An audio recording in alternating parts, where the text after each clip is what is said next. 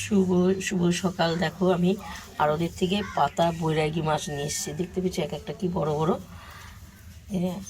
কতগুলো নিয়ে এসেছি। তো এতগুলো পাতা বৈরাগী মাছ কাটা হয়েছে পরিষ্কার করে, দেখতে পেয়েছো। তো এখন আমি এই পাতা বৈরাগী মাছ কাটবো, কেটে তোমাদেরকে আমি রান্নার রেসিপি দেখাবো। তো দেখো পাতা বৈরাগী ধুয়ে হলুদ নুন মাখিয়ে রেখেছি। তো তেলটা গরম হয়ে গেছে, ভাজবো এক এক করে। সুন্দর পাতা বৈরাগী মাছ, এত সুন্দর খেতে, খুব ভালো লাগে খেতে।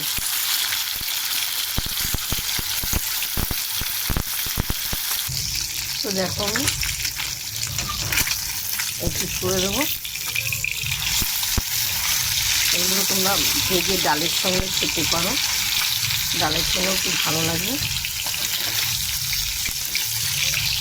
মুচমুচে পুরো গরম ভাতের ডালের সঙ্গে, ভাতের সঙ্গে ছিল।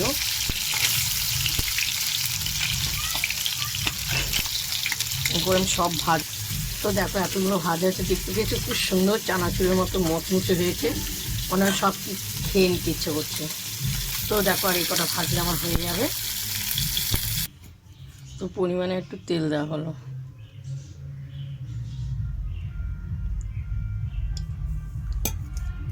তো একটু জিরে ফোড়ন দেওয়া হলো।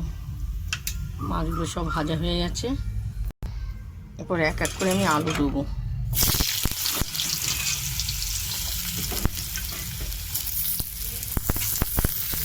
ওটাকে লাল লাল করে ভাজবো, খুব সুন্দর লাগবে খেতে। এটা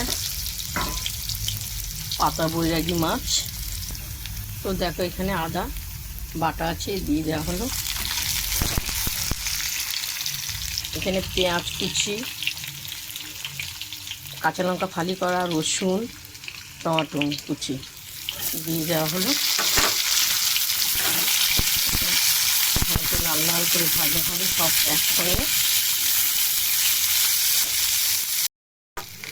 তো স্বাদ মতন হলুদ, নুন, শুকনো লঙ্কা গুঁড়ি সব একসঙ্গে।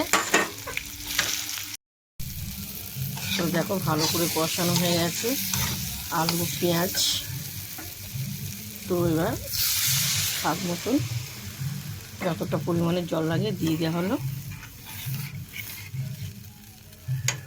এরপর ফুটবে, তো মাছগুলো সব ঢেলে দেওয়া হলো।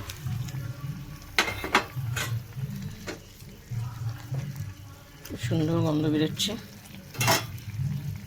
তো দেখো আমি এবার নামাবো, আমার রান্নাটা হয়ে গেছে। প্রথম থেকে লাস্ট তোমাদের পাতা বৈরাগী মাছের রেসিপিটা দেখালাম।